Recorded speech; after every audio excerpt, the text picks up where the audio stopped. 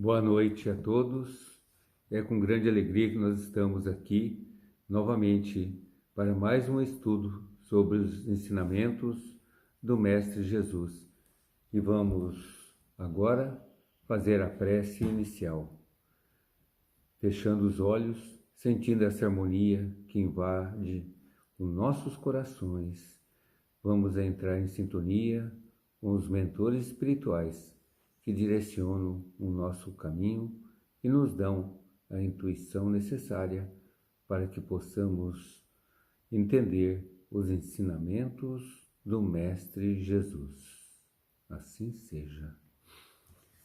Vamos falar hoje sobre escândalos. Se vossa mão é um motivo de escândalo, cortai-a, no capítulo 8 do Evangelho segundo o Espiritismo de Allan Kardec.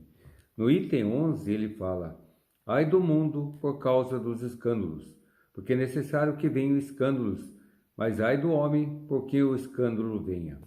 Se alguém escandalizar um desses pequenos que creem em mim, seria melhor para ele que lhes pendurasse do pescoço um desses mós, que um asno gira e que o lançassem no fundo do mar. Tende muito cuidado em não desprezar nenhum desses pequenos. Eu vos declaro que no céu seus anjos vêm sem cessar à face do meu Pai que estás nos céus, porque o Filho do Homem veio salvar o que está perdido. Se vossa mão ou vosso pé vos é um motivo de escândalo, cortai-os e atirai-os ao longe de vós. É bem melhor para vós que entreis na vida não tendo senão um pé ou uma só mão, do que tendes dois e seres lançados no fogo eterno. E se o vosso olho vos é motivo de escândalos, arrancai-o e lançai-o longe de vós. É melhor para vós que entreis na vida não tendo senão um olho, que terdes os dois e seres precipitados no fogo do inferno. Isso está em Mateus, capítulo 18, versículos 6 a 11, capítulo 5, versículos 29 e 30. Então, nessa lição de hoje, uma lição que está bem atualizada, para a nossa época, onde o Mestre nos mostra que aqui o mundo em que vivemos, ele se apresenta ainda nessa condição que realmente é o teatro dos escândalos. Quando nós somos habitados por espíritos ainda atrasados, tanto na esfera dos encarnados, como no seu ambiente exterior, onde habitam almas da mesma categoria, aguardando o momento de reencarnar aqui na Terra, vestir um novo corpo. A Terra ainda é o cenário de lutas fratricidas, de rivalidade entre irmãos, da inveja, do orgulho, aquele orgulho ofendido, sempre melindrado, que assume ora aspectos de ferocidade ou de ridículos, ora de estupidez, de ambições desmedidas, provocando assim a ruína de uns e a glória de outros, a pobreza e a miséria para o enriquecimento de poucos. E finalmente da hipocrisia de alguns, que agem por conta própria ou em nome de instituições poderosas, que por serem poderosas se sentem privilegiadas. Assim, não é de admirar que os escândalos aconteçam, se sucedam constantemente aqui na Terra. O escândalo, na nossa compreensão vulgar, é aquilo que nós vemos muitas vezes no noticiário na TV, no telejornal. É aquilo que agride, que escandaliza, que vem dos nossos atos indecorosos, das condutas impúdicas, também das condutas que destacam das convenções adotadas pela maioria. No entendimento evangélico, porém, a concepção de escândalo é muito maior. O escândalo não é só o que ocorre ostensivamente, que choca a consciência alheia, mas é sempre o resultado de nossos vícios, imperfeições, mesmo que não tenha ocorrido de forma pública, mesmo que tenha sido abafado e que ninguém saiba. Todas as más ações do indivíduo para o indivíduo, com ou sem repercussões. É a nossa exteriorizações das nossas sujidades morais ocultas no interior dos homens.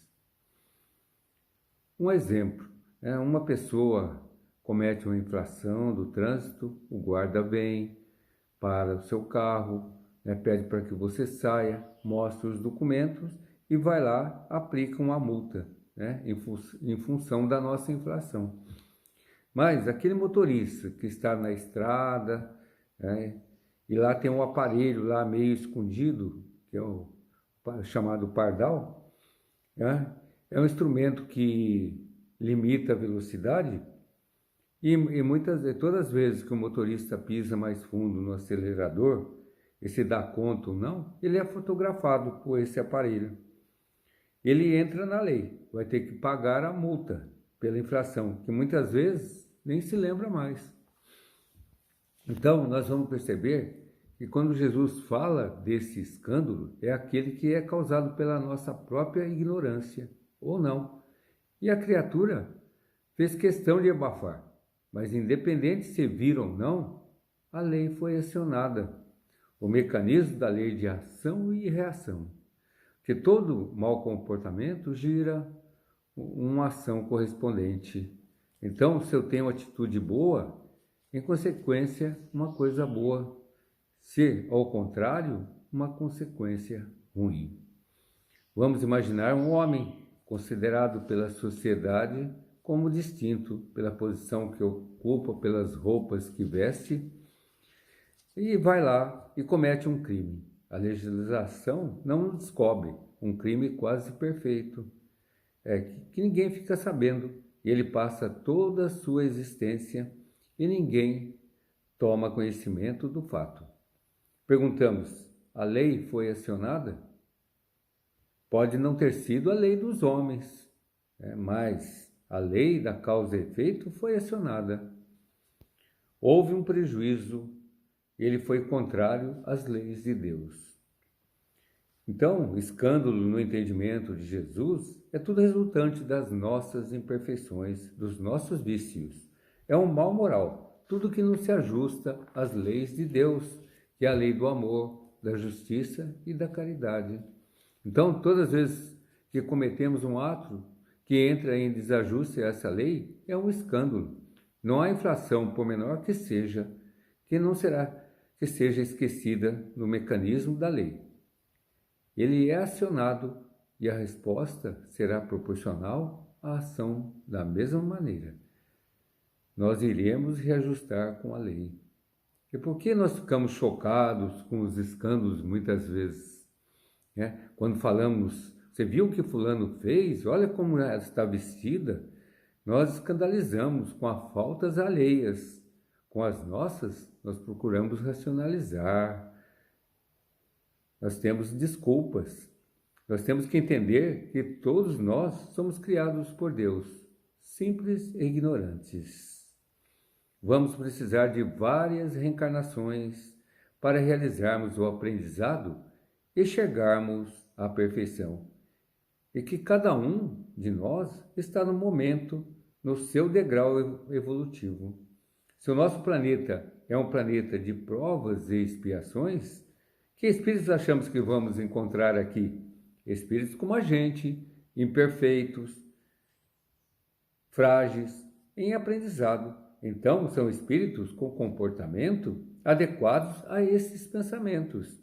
Por que ficamos tão chocados? É igual colhermos uma laranja de uma laranjeira e ficamos chocados por ela dar uma laranja. Esperávamos o quê? Que desse abacates?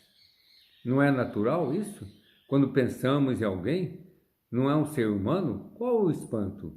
Quando fulano fez isso, ele é um ser humano em processo de evolução. Nós temos que entender isso.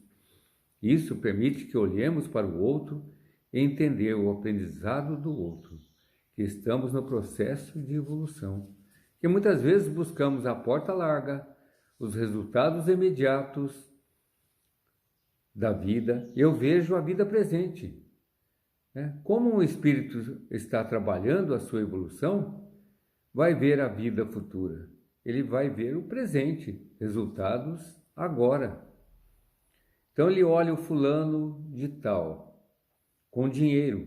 Eu não tenho, então eu vou pegar. É o raciocínio dele, é a lei do menor esforço. A farinha é pouca, meu fubá primeiro. O mundo é dos espertos. Começa uma série de racionalizações que chamamos de justificativas para nos explicarmos. Por isso falamos que errar é humano, até que ele aprenda. O que não é inteligente é persistir no erro, no momento que já entendemos e compreendemos. Quando Jesus fala, se fosse cegos, estaria explicado. O que incide no agravamento da lei é quando nós já temos o conhecimento. Isso é o agravamento ou atenuante da lei. Mas a gente sempre vai entrar no mecanismo da lei, onde começamos a aprender que durante as nossas reencarnações nós temos nossos momentos de erros. O outro está no momento dele, cada um está no seu momento. Ao longo da vida, plantamos uma série de coisas ruins, brigando com tudo, querendo a lei do menor esforço, só que teremos que voltar pelo mesmo caminho que plantamos para colher os nossos próprios frutos. Como funciona essa justiça divina? Na justiça terrena, é necessário que o crime exista uma infração, tenha uma materialidade de provas. É necessário um inquérito, ajunta-se no processo provas, testemunhas, para materializar um fato. Para se caracterizar um crime, é necessário isso estar previsto na lei. Esta é a justiça terrena, estar dentro da materialidade. Na justiça divina, ela não julga conforme a materialidade da justiça. A justiça divina julga uma função das leis, a lei que Jesus explicou, a lei do amor, da justiça e da caridade. Tudo aquilo que não se ajusta a essa lei é infração. Então, a justiça divina não precisa que a infração seja pública. Em Mateus, capítulo 5, versículos 27 e 28, ele fala, tende ouvidos o que foi dito, não adulterarás. Eu, porém, vos digo que todo aquele que põe os olhos em uma mulher para cobiçar, já cometeu no seu interior adultério. Outra de Mateus, versículos 15 e 11. Tendo ouvido que vos foi dito, o que sai da boca vem do coração. É isso que lhe torna impuro. Então, ele está falando que é dos nossos corações que saem os maus pensamentos, os homicídios, os adultérios, os furtos, os falsos profetas, as maledicências. São isso que deixam o homem impuro. Isso era uma discussão que tinha, que os fariseus estavam fazendo sobre a questão de Jesus e seus discípulos não lavarem as mãos antes das refeições. Quando ele fala, não é o que entra pela boca do homem, mas assim o que sai da boca do homem que é impuro. Então, nós avaliamos que pouco importa se o adultério foi concretizado ou não. Ele já ocorreu no pensamento da criatura. Porque não importa se o homicida foi lá e matou alguém quando ele teve vontade de matar. No momento que eu desejo mal ao outro, no momento em que fico feliz com a vida do outro, seja esfacelada, eu estou cometendo um crime, eu estou infringindo a lei. Eu não tenho coragem de esfacelar a vida do outro, mas fico feliz. Então ali houve um escândalo. Temos que compreender que eu posso estar em casa, lavando uma louça, mas meu pensamento pode estar ali matando uma pessoa. Eu só não tenho coragem de praticar aquele ato, pegar uma coisa e cometer lá um furto, pela vergonha da minha pessoa, não pela atitude em si. Então, quando se desvia uma verba da saúde, inúmeras pessoas sofrem pela falta de remédios, assistência e vão ter suas consequências. Quem vai se responsabilizar por todas essas criaturas que passaram por esse sofrimento? Foi aquela pessoa que provocou isso. Então, nem sempre é o fato em si, mas a consequência do fato que nós temos que entender. Muitas vezes, uma situação que parece boa e não vai prejudicar ninguém, acaba tendo a consequência ruim para a vida das pessoas envolvidas, e você responderá. Aí começamos a acordar para a lei, não foi o fato em si. Eu falo, o mundo é dos espertos. Todo mundo pega, porque eu não vou pegar um pedaço? E acabamos entrando nesse raciocínio, e temos que acertar com a justiça, com a lei. Quando a gente começa a pensar no outro, o valor do outro nas nossas vidas, porque muitas vezes é mais fácil ver no outro o que incomoda em nós mesmos, porque nós somos muito parecidos nas nossas dificuldades e não há muita diferença evolutiva entre nós. Então começamos a pensar no outro, qual o objetivo do escândalo da nossa vida em relação ao outro. O objetivo do escândalo é educarmos, é reconhecermos nossos erros, onde o homem ele mostra realmente como é, onde venho conhecer as suas intenções e pensamentos reservados. É só assim que, provocando e suportando suas consequências, que acabamos corrigindo e mudando nossas atitudes e o modo de proceder, substituindo as ideias egoístas, cheias de preconceitos, por um novo padrão, que é o padrão de Cristo.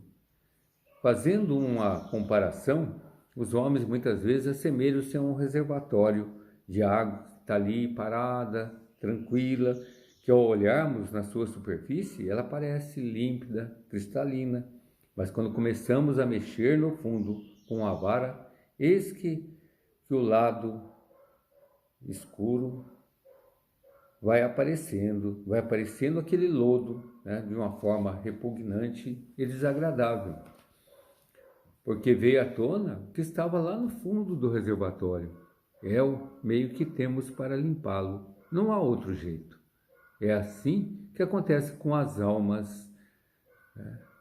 A purificação ocorre através dessa agitação que põe em suspensão as impurezas que trazemos escondidas no nosso interior. Como funciona essa lei?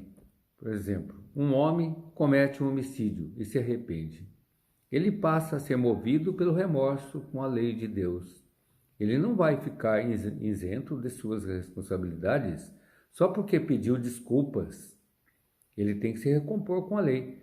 Eu dou um exemplo aqui, das crianças, muitas vezes numa mesa, aquela mesa limpa, branca, bordada, e você pede, toma cuidado para não deixar cair sujeira na mesa, não derrubar o café.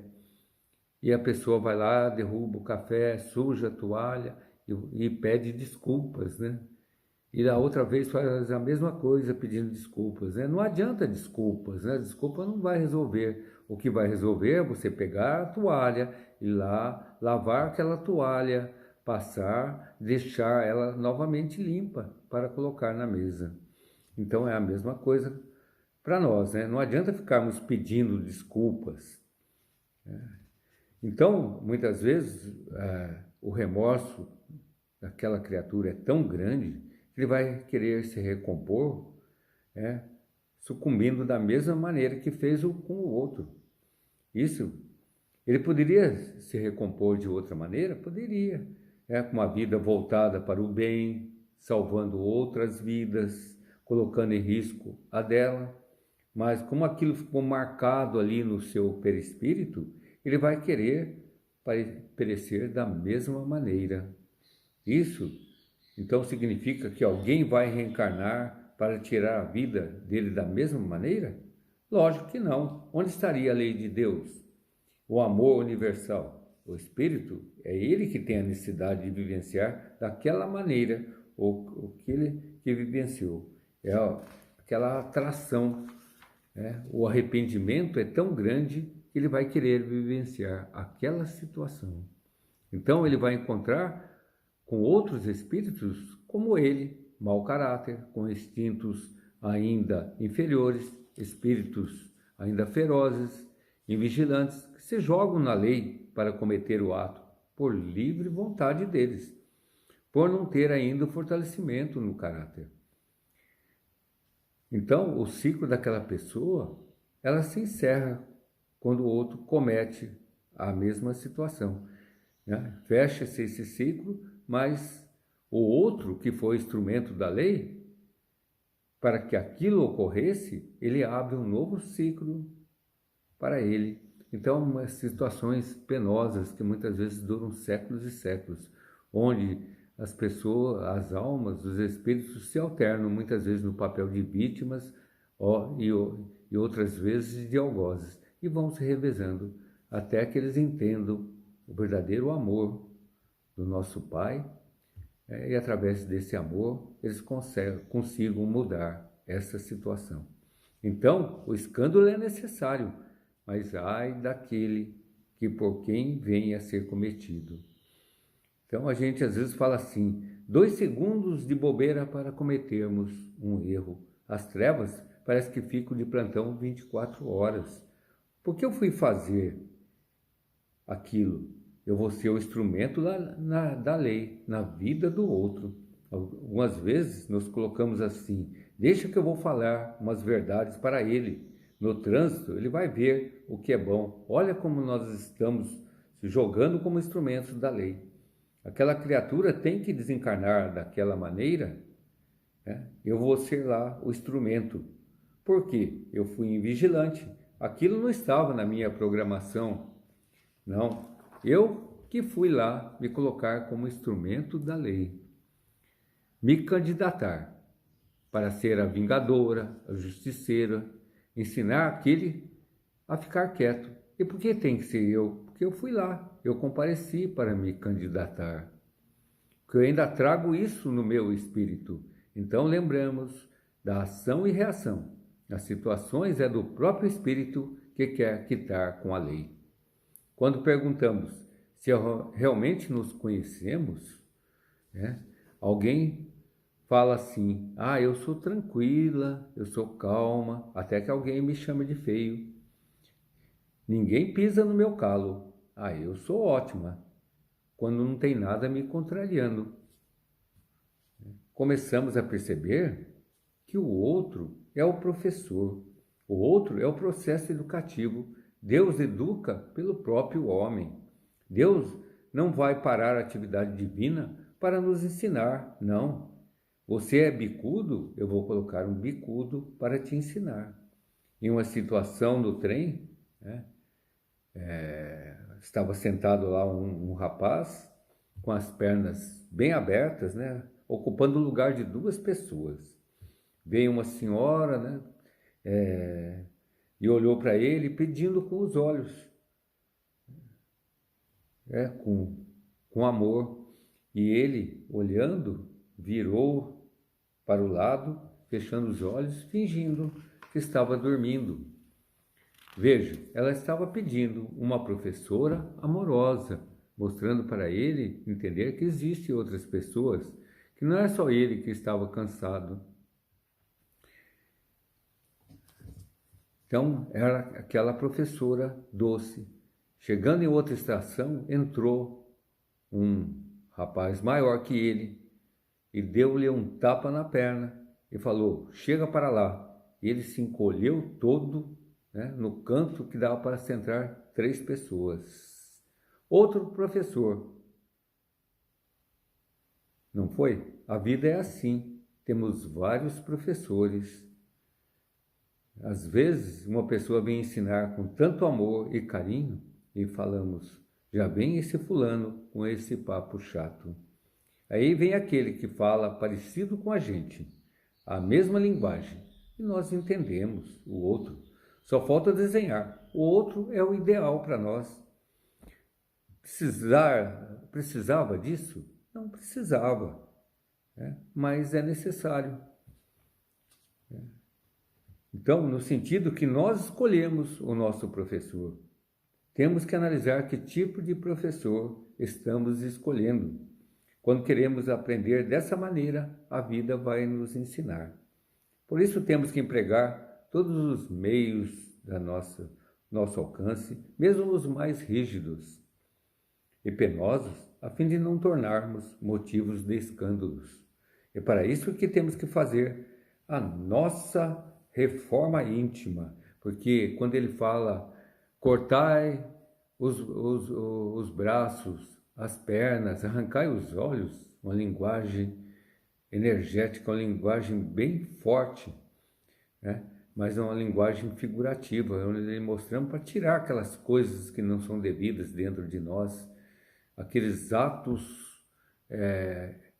impuros que vão contra a moral. É para tirarmos isso de dentro de nós, é fazermos a nossa reforma íntima, conhecendo-nos cada vez a nós mesmos. O indivíduo que estuda e analisa, procurando sondar os seus sentimentos, fica conhecendo as suas tendências e inclinações viciosas que lhe são próprias. É assim, vigiando e orando, que podemos afastar de nós as possibilidades de provocar escândalos. Paulo, em sua carta a Coríntios 11, versículos 28 a 31, ele falava: examina-se, pois, a cada um a si mesmo, porque se nos examinássemos a nós próprios, por certo não seríamos condenados. Paulo, inspirando na sua conversão em Damasco, fala: quando me sinto fraco, aí que eu sou forte. A minha fortaleza se aperfeiçoa com a fraqueza. É por isso, com humildade de espírito, que haveremos de vencer as nossas imperfeições, as nossas faltas morais, caminhando assim com passos firmes a nossa jornada evolutiva para chegarmos ao que Jesus falava: sede perfeitos como vosso Pai é perfeito. Essa lição maravilhosa que nos leva a refletirmos sobre nossas condutas, sobre a nossa reforma íntima que temos que fazer diariamente. E assim vamos encerrando a lição com muito amor no coração.